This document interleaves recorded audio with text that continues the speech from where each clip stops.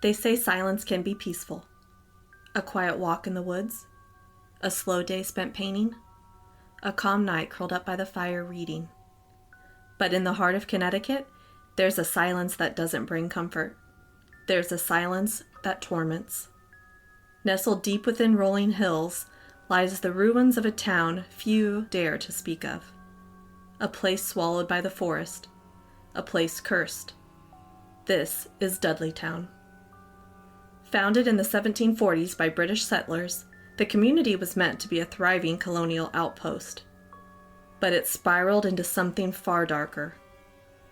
Plagued by madness, illness, mysterious deaths, unexplained disappearances, and demonic creatures. Some say it was the curse of an English noble family who defied the crown. Others whisper about ancient rituals. No birds sing here.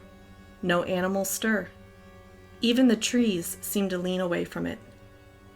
Hikers who step beyond the boundaries report dizziness, uneasiness, extreme sadness. Some leave screaming. Others don't leave at all. So tonight, we are taking you there, to the remnants of a village time tried to erase.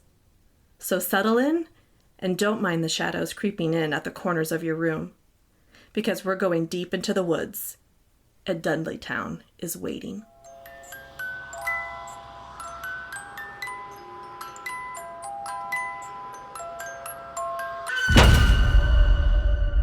This is Remnants. I'm Kayla. And I'm Emily. Turn on your nightlight. Pour something strong. You'll be up long after the story is done. Pretty, pretty. You like looked at me. She's like, "You gonna do it? Are you gonna do your thing?" I did it. I did it.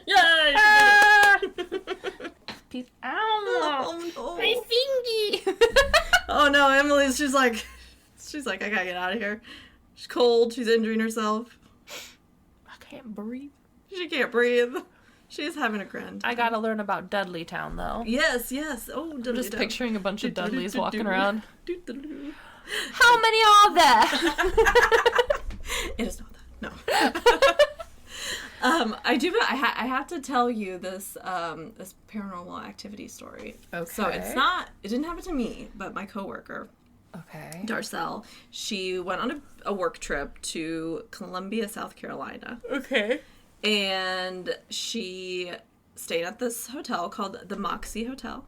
And it started out with she wanted to get ice. Okay. Well, they only have the ice machine in the basement. Oh. As one does, hotel does. Okay. So. But why? So she, takes the elevator down to the basement. She goes with her little ice bucket? Yes. And just the doors, open, and it's, literally nothing down there but this ice machine, at the end of the hallway. This, what the hell? So then she was, started to go towards it, and she's like, nah, fuck this.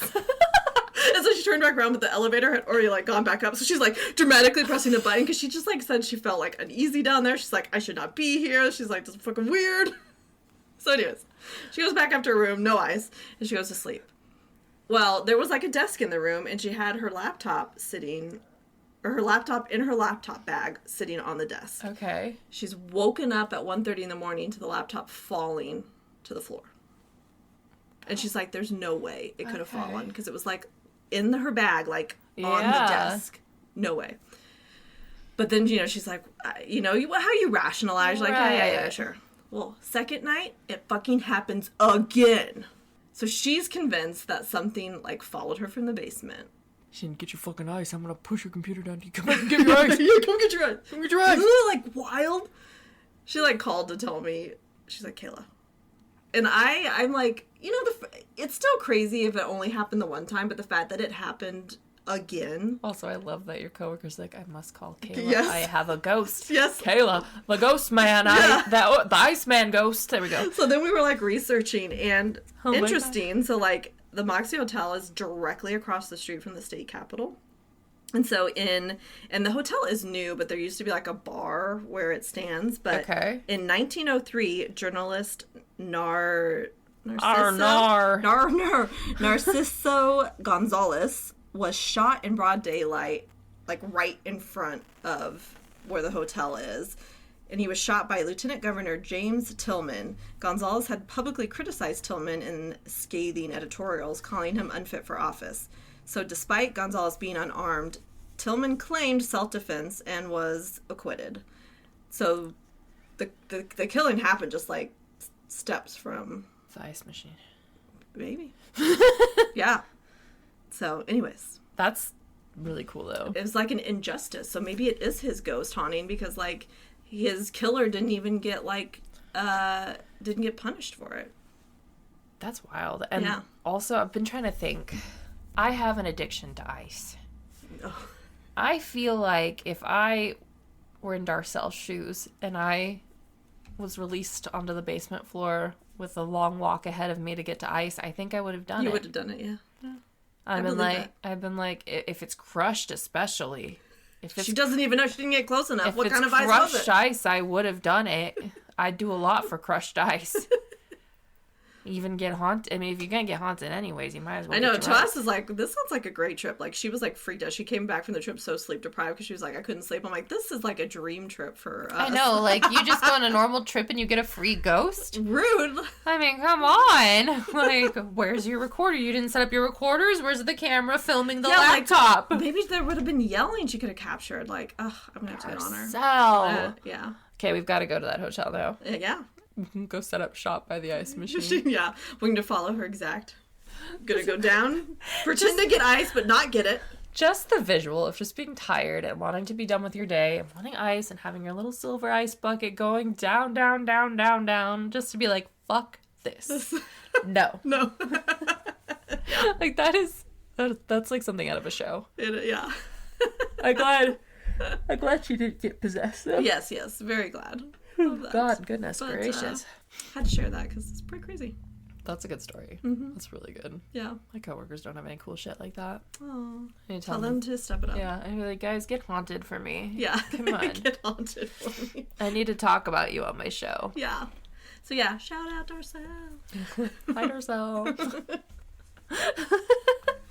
Anyways, so Dudleytown. Yes, Dudley Dursley. Dudley Dursleytown. Old muggles. Haunted muggles, apparently. Yeah, that's... You know what? That's it. We don't need to do the history. Oh, all done. It's just a town of... There's muggles, and there's ghosts, and that's it. That's the story. They're all a bit round. Or nosy. Well, maybe nosy. They're definitely nosy now. Do not visit... I'll get into this a little. Do not visit Dudleytown today. Damn it, I already booked a flight. Well... Man. Sorry. What am I gonna do with these tickets to Dudleytown? We'll divert to Columbia, South Carolina.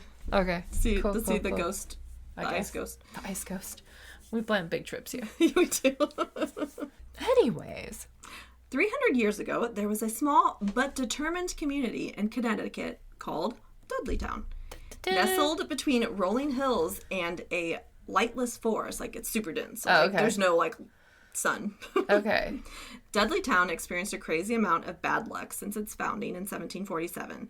They experienced bouts of insanity, suicides, murder, and demonic creatures emerging from the forest at night, plaguing the village throughout its short and tragic history.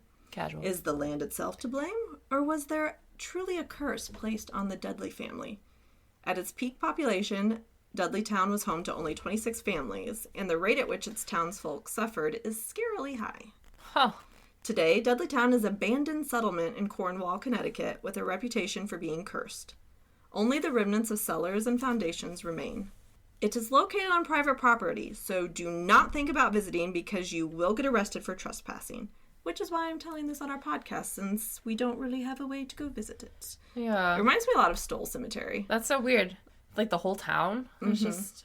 Yeah. Huh. Which then, I don't know, kind of makes you wonder about other things, but... What are you hiding? Yeah, like, it must be true then. Yeah. The whole thing's blocked off. Then clearly you're hiding something. I mean, there's not really much of a town there, but, like, the surrounding people that do live there. But we're going to go back in time a little bit to talk about how did this town become, like, what are the facts? How did it become abandoned?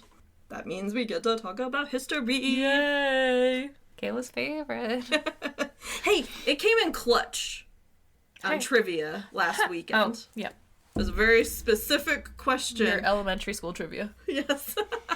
It was at my elementary school, but it was not elementary school trivia. She was fighting against elementary schoolers.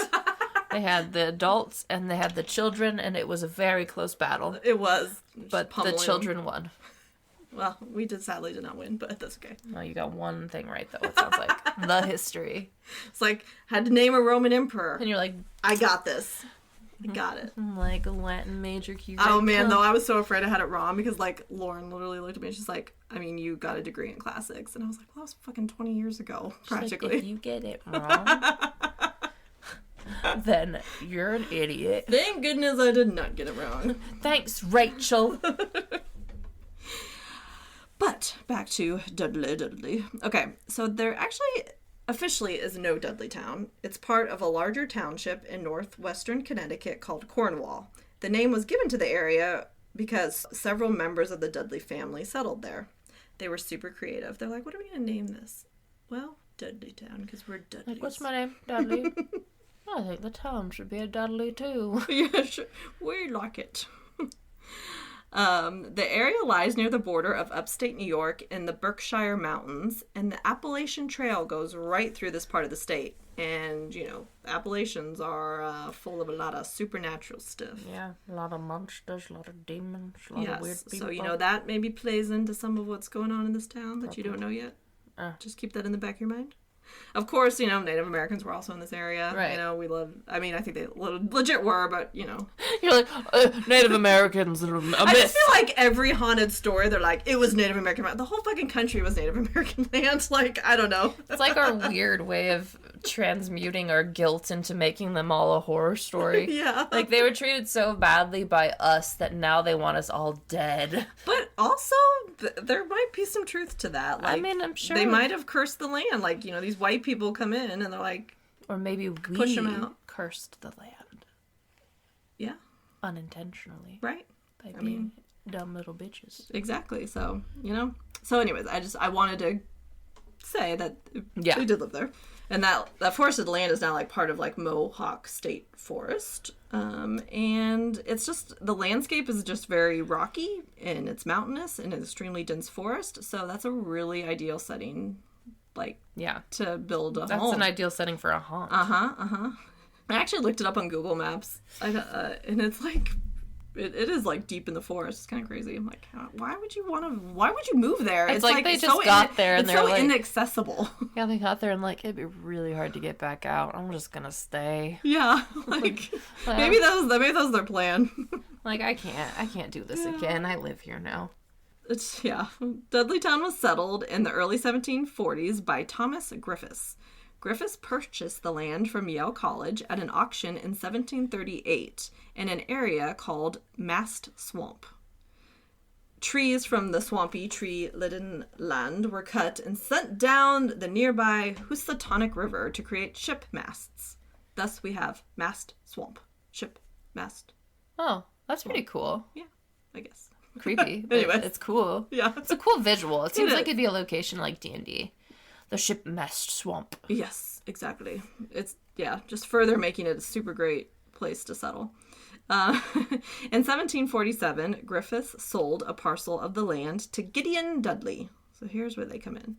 By 1753, Gideon was joined by his brothers Barzillai and Abiel. This family did not like normal names. Oh, no. Barzillai and Abiel. And then they were joined a few years later by Martin Dudley. So I love how, like, there's the brothers. We got Gideon and Barzillai and Abiel and Martin. Fucking Martin. There were other families that settled there as well, but, like, Dudleys, there was the most of them, so I guess they get to name it. Much like other parts of the area of Cornwall, Dudleytown was converted from forest to farmland, or they at least attempted to. Since it's located on top of a steep hill, the land is, well, not ideal for farming, and the soil is unsuitable for crops. The winters were also brutal and the growing season very short. Also, access was difficult. So any of the crops they did produce was just too much work to try to sell them. Okay. So after farming failed, after many generations tried, they were like, well, we'll do timber as our main source of income. But that also, so they would send the timber down the river, but then access was still overall an issue. That was just way too much work. So the town just really struggled. Then the town tried to sustain itself by mining iron ore, because that was prevalent in the area. Right. And it was very popular. Iron ore was needed during the Revolutionary War. So like, we'll help the war effort. But, it didn't last long because the mining industry moved to more accessible iron ore deposits in the West. So, they're really trying their best. A for effort. Is perhaps the town curse related to just really poor placement? Maybe. I'm like, oh, why is this town in the middle of nowhere so hard to make a profit in? I don't understand. It's a curse. Yeah. The curse is my own stupidity. I have that curse too, actually. They really tried. They tried their best. Their best just wasn't very good. Nope. And so in 1854, that was the height of their population, was the 26 families that lived there. It was downhill from there, literally, because it's on a mountain. So more and more people left, especially as fertile and spacious land opened up in the West, in the late 19th century. And so the population just was like, goodbye. Bye, everybody. Everyone always wants to go west, in America. It's just, you just keep going. Yeah, just keep going where they'll pay me more money for my wood and my iron. Yes, they're playing Catan. They are. Yeah, they literally. The residents who did remain in Cornwall tended to live. They moved closer to like train stations or commercial hubs of the area. So just the area of Dudleytown just dwindled and dwindled. By the 20th century, many of the farms were sold to New Yorkers who wanted to seek a better life in the countryside. And that was really kind of the death of it. Most of the land was acquired by a group who planted thousands of trees with the goal to restore the forest to its pre-settlement state. Okay. No, wait, to what they named. Dudley Forest. You would think. No. But no. Martin Forest. Tree Town. Dark Entry Forest. Nice. Why? Because it's fucking cool. Like, they knew what they were doing. This is the Dark Entry Forest. So, and then they are the Dark Entry Forest Association. Hell yeah. They were restoring it back to its former glory. Can I be in the Dark Entry Forest? You know what? That's how we go to Dudleytown. So somehow you need to join the Dark Entry Forest Association, and then we can actually get into Dudleytown. Okay. I'll get an interview, and they'll be like, why do you want to join this? And I'm like, I'm really passionate about trees and dark entries. Yeah. And I want to go to that town. I also feel like they're like, this will keep everyone away. Dark Entry! If we name it something creepy. They should have called it Devil's Forest. Yeah, that'd have been good, too. Devil's... But I don't know, I think they were like founded in like the 40s, so devil bad. If they really didn't want people to go there, they should have named it something boring, like Happy-Go-Lucky Forest. Yeah, I don't know. Martin's Grove. Nobody cares about that. Gray Forest. I don't know. Forest, like Dark Entry. Dull Forest. Yeah, if you name Dark Entry, people would be like, something cool is there. Yeah, like what are you hiding? They miscalculated. So yeah, anyways, that's kind of just a little the history, the facts of the area, but I haven't gotten into the curse and the unexplainable stuff. The fun, the meat, the fun stuff. The curse. The curse is actually, it's like pretty epic because it dates back to a very famous time in Western civilization history. The legend goes that the Dudley family brought a curse with them from England, a curse that dates back to the 16th century. What'd they do? So more history. Edmund Dudley, an ancestor of our Gideon Dudley, who was the first Dudley to settle in Dudleytown. I just said Dudley a lot. Dudley. Okay. Okay, so Edmund Dudley, he was beheaded in 1510 after being exposed in a coup against King Henry VIII. Okay. It is said that a curse was placed upon him and his family because he tried to defy the crown. Were they doing that? His son, John Dudley, later would be executed during the reign of Lady Jane Grey, along with John's son, Guilford. Guilford had been arranged to marry Jane Grey, who only served as queen for a short time. I think it was 9 days, I believe. And she was overthrown, resulting in the execution of all 3 of them. Okay. Did you watch the show, Lady Jane? On Prime? With the horse? Yeah. So that's like the same story. Obviously, Lady Jane is a very fictionalized version of a real historical event. I think I preferred the version where he turned into a horse. Yeah, no, that's way better because they actually live. In real life, they were beheaded. So, anyways. And that's why the show was canceled. I know, I'm still lament its cancellation. It was so good, and I feel like it was really popular, or at least I was just, my algorithm was showing me. It was really good, yeah. Anyways, go watch it. Maybe they'll bring it back. Go watch it. He's hot and he turns into a horse. The cast is so good. Like, I love really everybody. Good show. Yeah. Now I kind of want to watch it again. I know, I've almost restarted it a couple times lately because I've been wanting to rewatch it. I might restart it when I'm in my magnesium-induced stupor tonight. There you go. Laying there just like, did that man turn into a horse? Horse girl dream. Yeah. Hot boyfriend that turns into a horse that you can ride. Yeah. Weird layers to that one. Yes. So anyways, we have the curse of these 3 Dudleys are beheaded, and that trickles down to these Dudleys that come to America. Gideon, Abiel, Martin. And it also, the curse extended beyond just the Dudley family. Like, it was basically if anyone was in their vicinity, they were like, unfortunately, the curse got them too. Of course. So don't befriend any Dudleys, I guess. I don't know. I wouldn't, because no offense to any Dudleys that are listening, but I don't know if I like your name. Or if you are a Dudley that's listening, are you cursed? Like, is your life just full of bad luck? I don't know. I don't know. There's apparently a curse in my family. Oh. Gypsy cursed us. Ooh. We're not supposed to say that anymore. I don't know what to say. What's it from Holes? Old Mother Zawinski or whatever. Oh, that's another good movie I should rewatch. Well, anyways, apparently there's a curse on my mom's side of the family. Oh, well, maybe we should go. I don't know how to remove curses. We should go. Who's listening to music though? I don't know, but there's like a dropping a sick beat outside. Wow. White and nerdy. I am very white and nerdy. Okay. Where am I? Oh, let's get into the victims. Oh shit. Yep. Victims. So we have how the curse was started, but let's, the effects of the curse. One of the first victims in Dudleytown was Nathaniel Carter. He lived there between 1759 and 1764. He bought the property that was formerly owned by Abiel. That sounds like a demon's name. Abiel. I should have looked up how to say that. That is a demon name, I think. Abiel. Well, that doesn't help your curse, Maybe he wasn't even a kid. Maybe he was a demon the whole time. Yeah. The first 2 kids were actually demons, and then Martin was the only human kid. Oh, you know what? Martin's not really talked about in the curse. You might be onto something. Yeah. Yep. But this is pretty sad. So, when Nathaniel was away on a business trip, his wife and infant child were brutally murdered. He moved back to his home in New York with his remaining family, but he was then murdered shortly after. Jesus, that's really sad. Yeah. Did they know anything about who? They just came home and they were murdered. Why?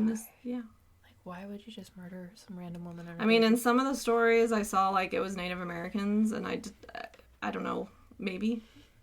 Might have been pissed because this was pretty soon after they, like, took over the land, like, but, like, why a woman and a baby? It seems so, I don't know.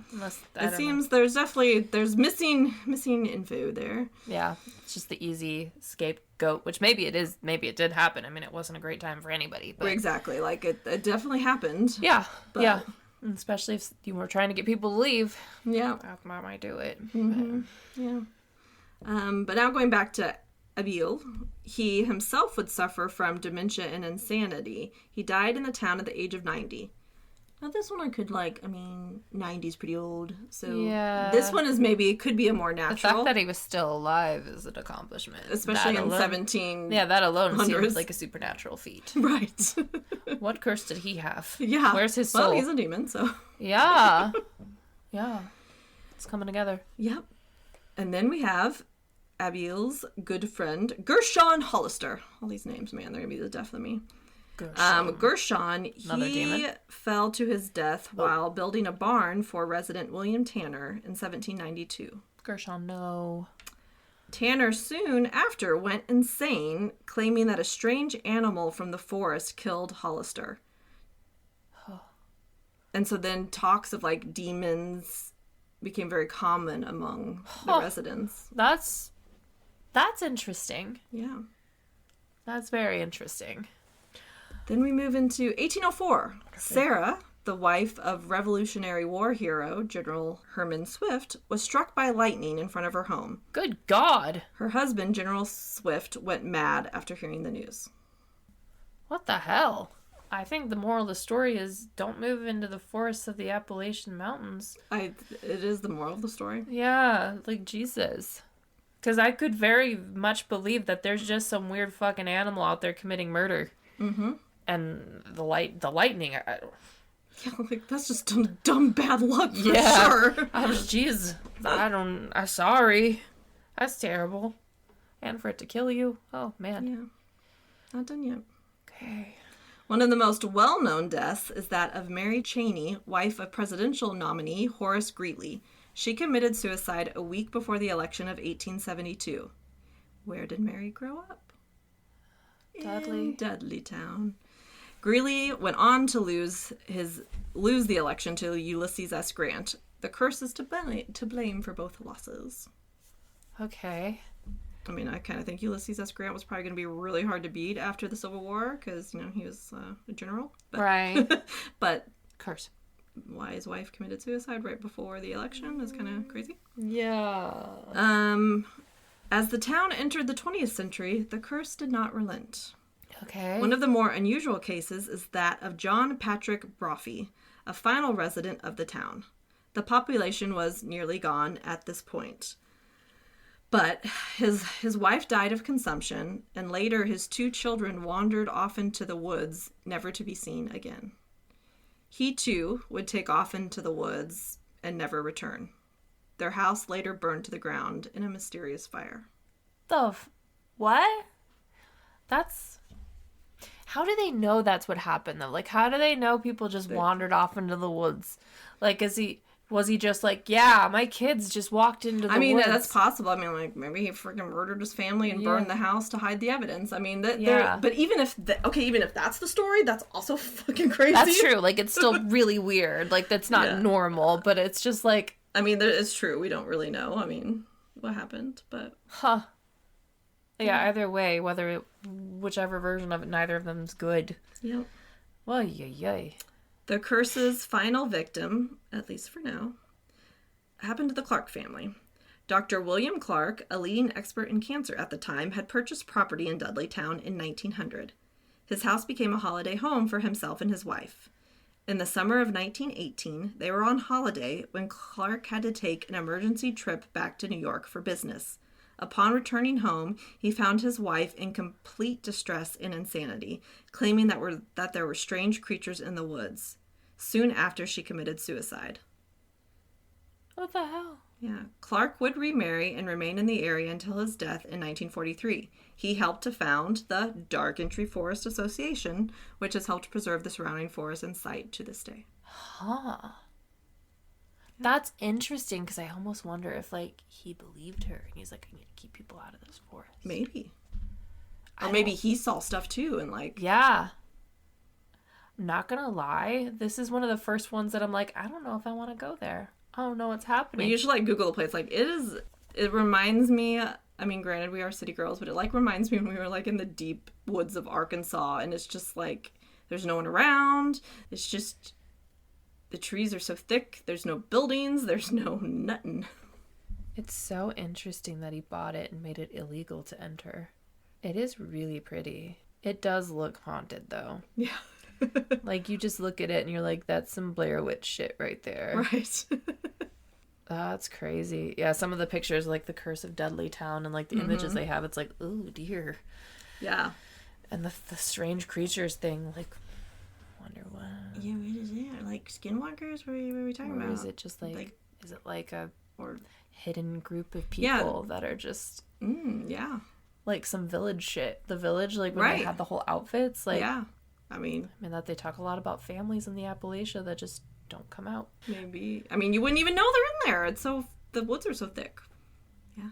Don't like that. Yeah. So just keep that in your mind when you're wandering through the woods on a nice little hike. I don't go to woods like that. No, yeah, we're not going to the Appalachian woods, that's for sure. I want to, but not there. Yeah, not in I want a nice set trail and a legal wood. So the Curse of Dudleytown, and that's like in quotes, like, began with the 1926 publication of Edward Starr's History of Cornwall. He placed emphasis on the incidents of misfortune and bad luck in the area. Starr used the phrase doom of Dudleytown, and he didn't necessarily intend it to be supernatural, but the legend of the curse just kind of took off after his book was published. Yeah. Kind of hard to avoid that when you basically say a town's cursed. And then you're like, no, I didn't mean like that. Yeah, but then you're like, but a lot of bad shit did happen. It kind of seems like it though. It took 50 years, but the Dark Entry Forest Association, they were finally rewarded for their efforts by restoring the dense forest. So, yeah, we're like kind of fast forwarding in time here, It's almost like, what if he made a deal with whatever entities were there, and he's like, I will fix your forest. Don't kill me. Maybe. So with the forest restored, the area of Dudleytown became a popular destination for hikers and campers around New England. But so this is where, so the area is getting more popular to visit for like vacation. So we got a combination of that, and you got like then the history books coming out talking about all the decades of bad shit. And then, a dense forest is also just, it's just scary on its own, as we know. Yeah. So you just combine all of that, and then it's also now the 1970s, and there's been a big increase in like folklore and paranormal. I mean, we talked about this in one of our past episodes about like The Exorcist came out then. Right, and, like, yeah. It just increased the interest in the paranormal. So the area then became a lot more famous because you got like cryptid hunters and paranormal investigators going out there and lore seekers looking for evidence. So it's starting to get a little overrun. In May 1976, reporter Chris Campos joined a parapsychology group from the University of Connecticut on a visit to the Dark Entry Forest. They spent the night in the remains of Dudleytown, and Chris wrote that the first night was unusually quiet, practically silent. There was no sounds of birds, animals, crickets, nothing. That would be so scary. Just the occasional gust of wind through the trees. Like in the woods at night, for it to be that quiet. Right, like there's always freaking crickets or whatever. Yeah, like frogs even or owls or. Yeah, even when we were like in Arkansas and we went out alone, we weren't fully in the forest. We're not that crazy. Yeah. But there were still like crickets and frogs and things. Like it was never silent. Well, and I feel like silence means like that's scary. It's kind of like during a tornado. Like if it goes silent, you are in danger. Right. Like when the storm's going, they're like, okay. Normal if it's storm. silent, that means the tornado is upon you. Yeah. No, and then like in the forest, if the animals are quiet, it's probably because they don't want something to see them. Right. There's like they perceive a threat. Yeah, and then we're dumb animals, and we're like, yeah. Wonder what that could be. Probably just quiet night. Yeah. Well, does she? Good night's sleep. Quite nice. Campos said that he didn't experience anything directly supernatural, but just felt uncomfortable and uneasy the whole night, and like he was being watched. Checks out. The vibes were off. Bad vibes. Bad vibes. Still slept, though. Yeah. And it's not just campers, like tons of campers in the 1970s described that same silence. And after Campos prints his story, then everyone's talking about, it's haunted! Like, yeah, so it becomes like, history of Connecticut, most haunted towns, Dudleytown. Jesus Christ. That's crazy how it can develop so quickly. Like, one person posts a story. Even without the internet. Yeah, which, like, I wonder if it was other people had similar experiences and it was just word of mouth. Like, yeah, no, actually, I went there and it was the same thing. I think that, yeah, exactly what happened. Like, yeah, I went there and it was really fucking silent and creepy. Yeah. Like, yeah. Huh. So then we move into the 1980s, and we've got all these now paranormal experiences of Dudleytown are circulating. Of course. People are hearing disembodied voices. Anomalies are showing up in photos. They're seeing shadow figures. And, of course, they all are still speaking of the, like, eerie silence. They report feelings of being overwhelmed with sadness and report feeling watched. There's also people that are seeing strange, demonic-like creatures emerging from the forest, and that these creatures are following them, but every time they try to investigate, then they, like, disappear.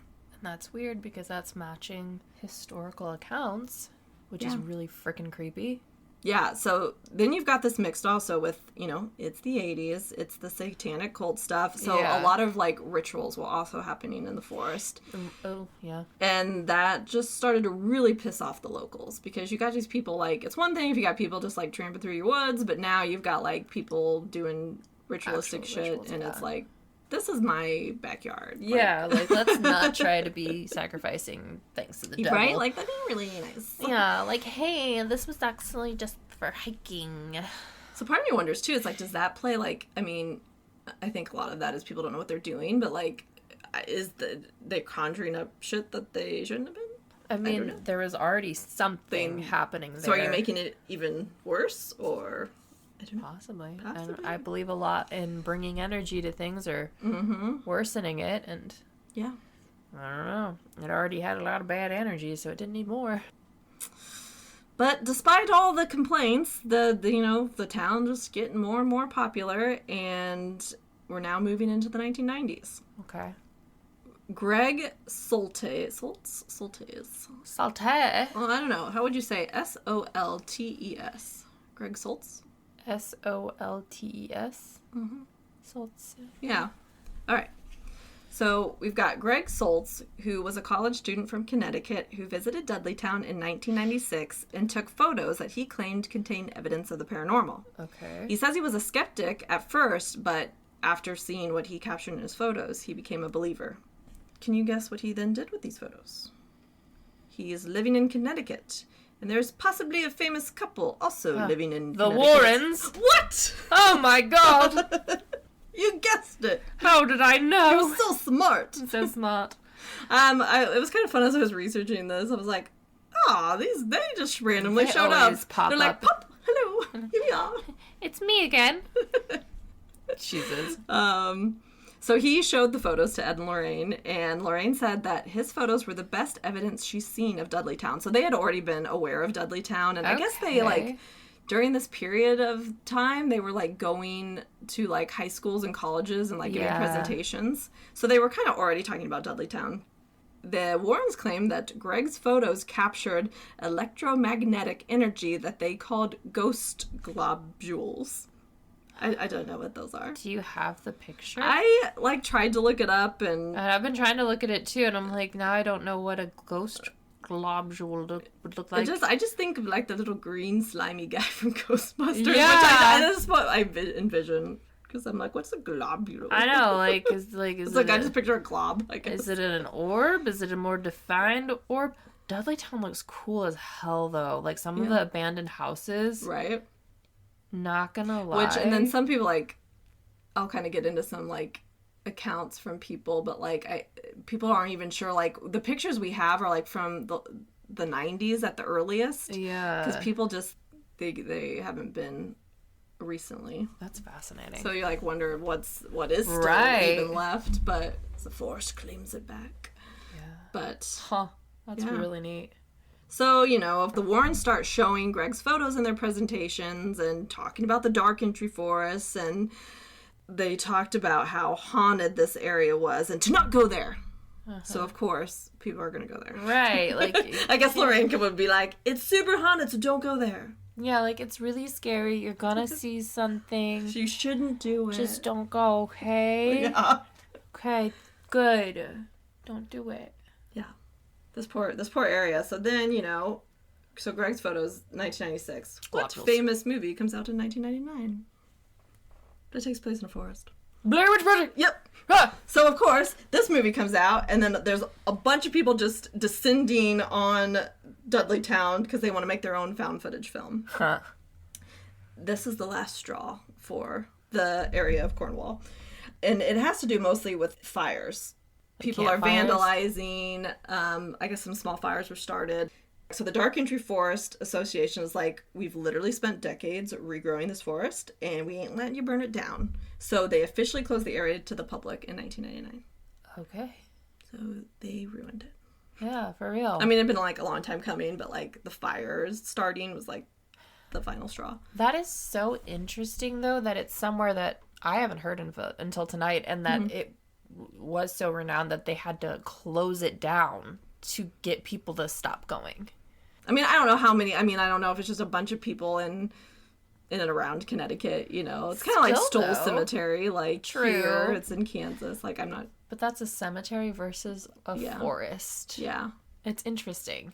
But yeah, you're probably right. Like, if somebody owned it privately, it's a lot easier to be like, no. We're just, more. You can't come in here. Yeah. I don't need money from this. I wasn't getting money. I just don't want you here anymore. It's my forest. Bye. Yep. And, like, they take it very seriously. Like, the residents are constantly watching, and if you visit, you will be arrested. Like, I guess cops, like, sit out there, too. So it's, like, because some accounts of people recently trying to visit, they're like, we drive down the street, and, like, there's cops just always there. Jeez Louise. Like, you don't have anything better to do. Apparently, no, probably not. So, yeah, it's extra. Like, Stoll Cemetery is hard to sneak into. Dudleytown is, like, extremely impossible nowadays, pretty much. Which I'm sure it's probably because it is privately owned, but part of me is like, there's something for real. Well, I know it's like, oh, I get it. People might be partying in the woods. Is it that big of a deal? Yeah, and then it makes me wonder, like, who locally has snuck in, because somebody has to. Yeah, I'll get into some some Reddit stuff here in a minute. So yeah, because there's no way people haven't been there, especially like local teens. I bet that's a thing. Yeah. Oh yeah. Like, I got into Dudleytown. Yeah, it's probably like a dare. Like, can you do it? Yeah, like, you're not a real resident until you've been to Dudleytown. Mm-hmm. Gang initiation. Get in the forest! That'd be a really cool story, though. Not gonna lie.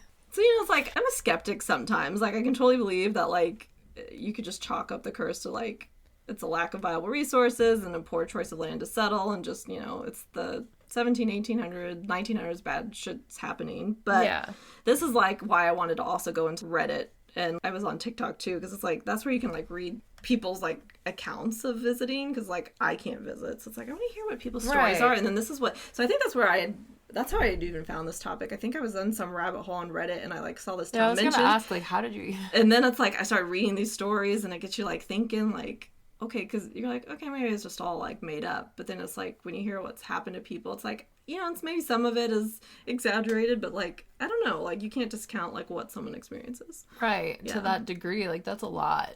Oh. So, yeah, it's just harder to brush it off. So that's...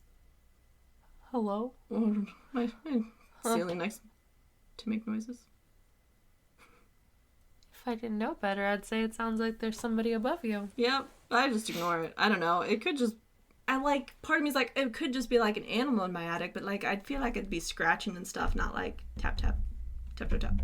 Yeah, my apartment-wired brain thought that was just somebody above you, so... Well, maybe there's somebody above. There shouldn't be. He's crawling around up there. So... You gotta sleep here. Every goddamn night. It's fine. I sleep like a baby. Like actually, I probably won't tonight. So a lot of the stories I found, like, on Reddit and even on TikTok, you know, they're from the 70s, 80s, and 90s. Like, there's very few recent stories, but nothing too crazy. And most of them do talk about, like, there's no birds, there's no animals. Like, it is dead quiet, like, when you're even hiking in the daytime. But we do have a few crazy stories. Okay. So we've got Reddit user Wasami. This is from 9 years ago. Okay. So this is from 9 years ago, and they're saying 20 years ago, so almost 30 years ago.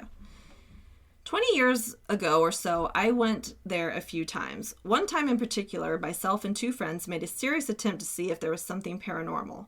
We arrived about a half an hour before dark, and we started walking the trail at Dark Entry Road. We walked all the way to the very end and came out at some road, turned around, and walked halfway back before finding a suitable side trail to take us deeper into the woods. By now, it was fully dark. I want to say about 15 minutes we walked and found a suitable place to stop and sit on an old stone wall. I'm not sure how long we were there before what was the entirety of our hike, a very quiet patch of Connecticut. Huh? Sometimes it's like, what are you trying to say? For no less than 30... Okay. I need to edit his words. Okay, he was saying he was sitting there and it was really quiet, and then all of a sudden the forest came alive like they were in the middle of the Amazon jungle. Oh. For no less than 30 seconds, every insect, animal, living creature capable of making a sound did so at full volume before fading away and becoming just as silent as before. All three of us were taken aback. A little freaked out and still a good distance from the car, we decided it was a good time to leave. For an entire walk back until we got to the car, we could hear some strange noises behind us. Never very close, but never getting further away either as we walked. We made it out without further incident. I can't definitively say that we experienced the supernatural, but it was truly unforgettable. A couple years later, I saw the Warrens at a speaking event that they held locally, and I asked Lorraine about Dudleytown. She did not mince her words when she said, "Oh, honey, don't ever go there." Huh. That's interesting. That would be really scary, though, if you were in the forest and been quiet the whole time, and then all of a sudden it's like... and then it stops. You're like, what the hell? Like, why is... But why? That's like Paranormal Activity, like the movie, like... when everything like fell down in the kitchen and stuff, like it's just perfectly silent. And then back to silent. Here's another story from 9 years ago. But actually 30. Yeah, right. First and foremost, holy shit, I haven't told the story to many people because I have second-guessed myself over the years. But after reading other similarities, I figured I had to tell. Dudleytown is real and it is not to be fucked with. I went there in 1999 with Greg and Dave after fishing the Housatonic River all day. It was late afternoon, and we would probably have a couple of hours to explore before it got dark. Back around this time, you could still park at the trailhead and walk in easily. I've been there twice, and the first time we went in through Dark Entry Road. This time, I decided to take the Bald Mountain entrance.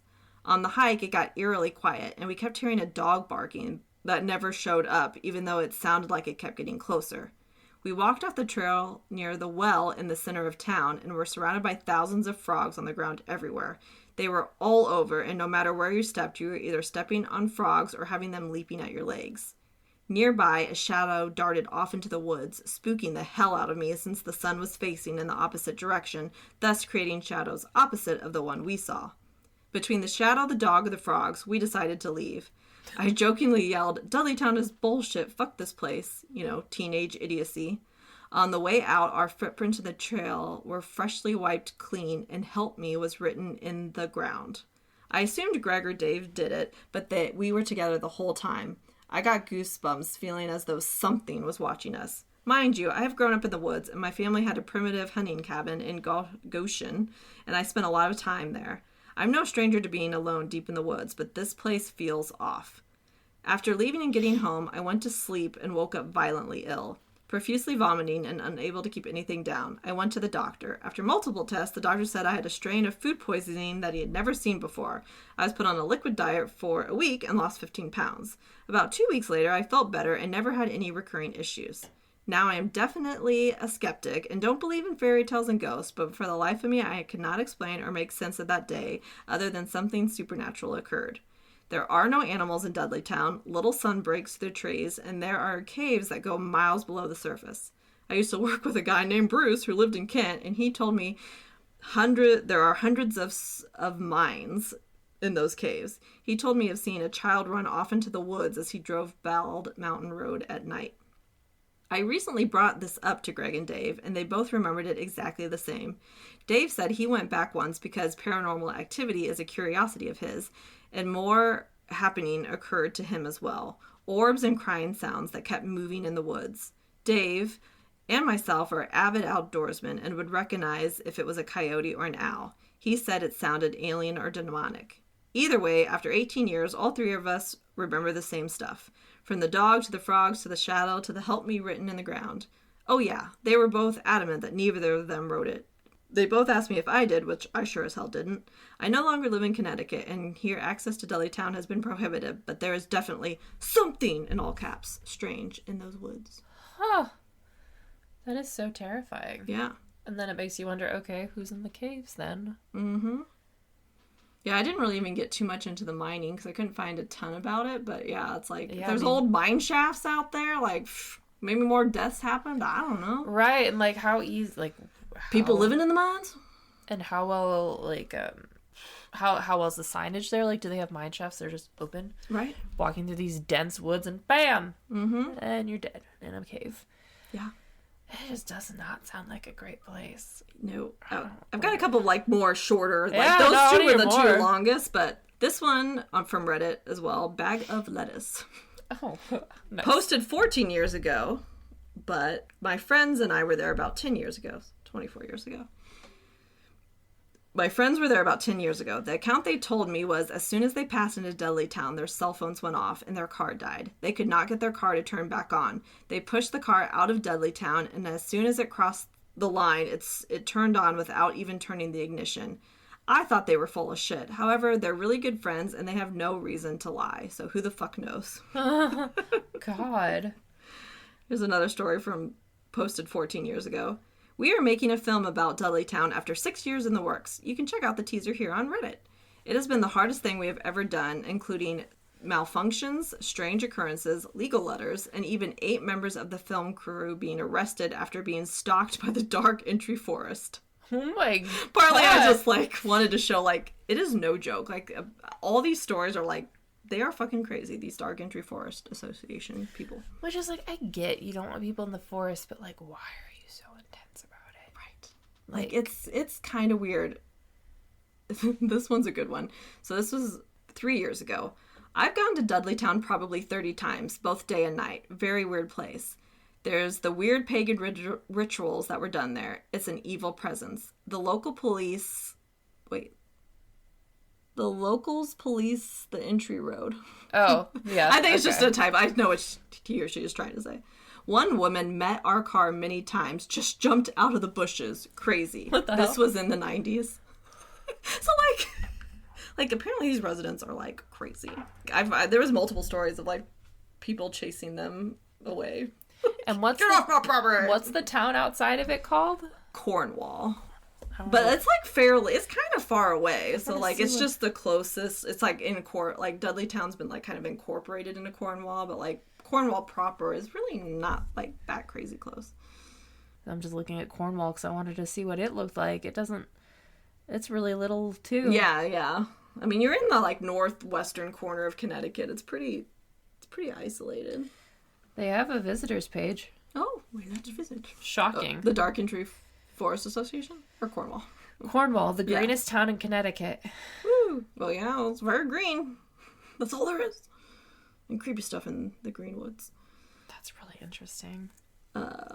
This is another one from 5 years ago. I grew up in Connecticut, and back in the day, my brothers and I went there. By the time we got to the border, my brother's truck engine just seized. We had to push the truck a half-mile away from the town before it finally started back up with no problems. Never went back. Then someone replied to that comment, also 5 years ago. It said, our cell phones died crossing the line. The cameras malfunctioned too. We camped there, and it's everything you'd expect. Tell me more. Yeah, what do you mean? Then there was a post from 1 year ago. Went with a friend once, and she took some pictures on her phone. When we got back home to look at the pictures, all we could see were black shadows of people. Scary shit. Jesus. The Cornwall Historical Society has a Dark Forest Incorporated entry. It's funny, the Dark Forest Association has, a site, and it's just, debunking, this is not haunted. They have a whole section that's, myth versus fact. Which is, I pulled a lot of, my stuff from there, but I don't know, it's just still, kind of crazy. I think, is this my last little story?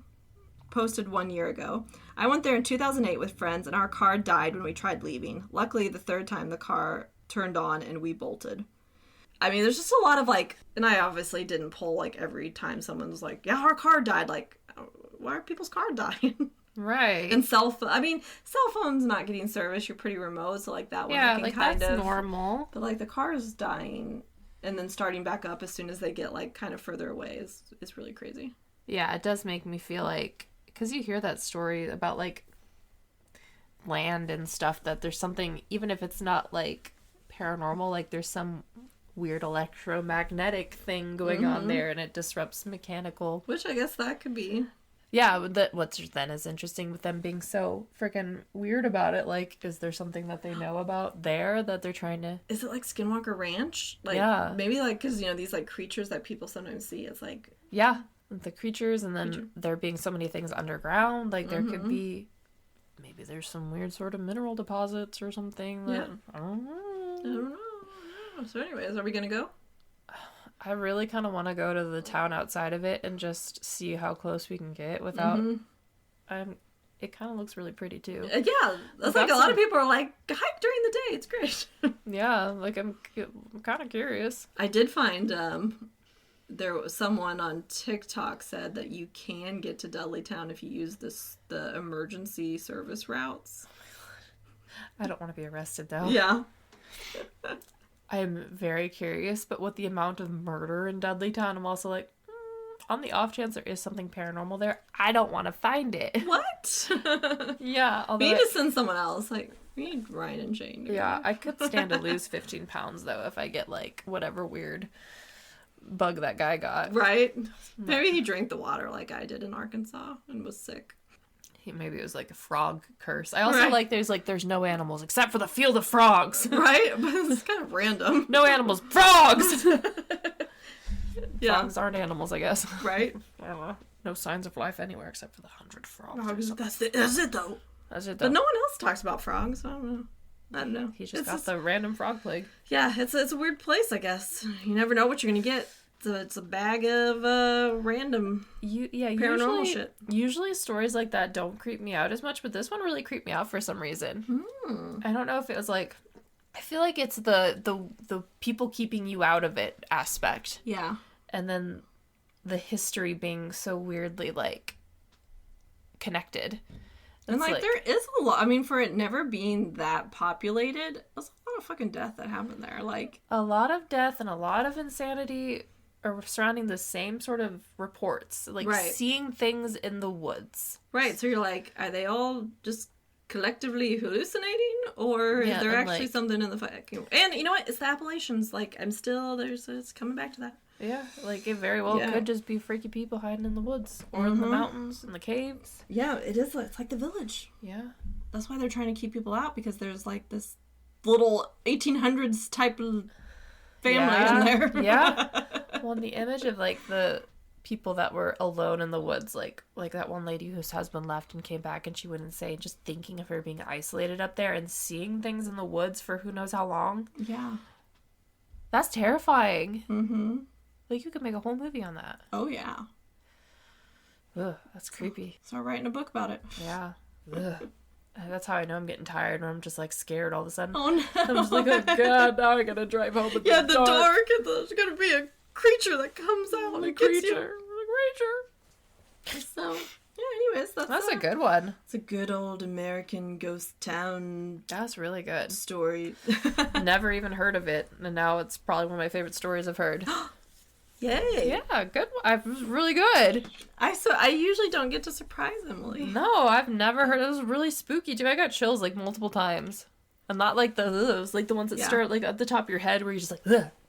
I think that's like, I mean, a little bit like your last episode. Like, you can believe a lot of the facts, but there's just enough unexplainable things that you're like, but what if? It's just creepy. That almost makes it scarier when, like, there's so much that you can use to explain it, but it still can't explain everything away. Right. And it's like, okay, I've stretched my skepticism as far as I can, and there are still questions. And I'm like, what's that mean, though? Mm-hmm. And if there is a logical, scientific explanation, it's still kind of scary. Yeah, and, like, don't be... You know, if you want people to stop coming to your town, don't be so defensive about it. Why don't you open up a part of the forest and be like, this is public. You can be in this area. Or, like, invest in a park ranger system. Apparently you're paying the police to patrol. Yeah, just get some park rangers. Just doing that. Like, I wonder if, like, with all the mining they did, what if they, like, tapped some, like, natural gas thing, and it's just been causing mass hallucinations in the forest. I think I did see that in some people trying to explain away that, like, there could be something like gases. That. Yeah. I mean, and that would explain the lack of animals, too, if they're, like... Honestly, there could be some truth to that, but even if that's the case, like, that's crazy. Yeah, it's still freaking terrifying. But, like, that actually could be a good going to Oracle Adelphi out there. I mean, yeah, actually. All high on maybe that's why the people that do live there are crazy, too. Yeah. We solved it. They're just high. High on... And paranoid. Yeah. That is bizarre. Like, that... Oh, my God. There's a podcast. It's an audio drama. It's called... I'm going to get it wrong now. I think it's Baraska. where basically the premise is it is this little town and they're by this forest, I think in Appalachia. And I don't want to give away the whole thing, but it is kind of the same vibe where everybody in the town knows something about the forest.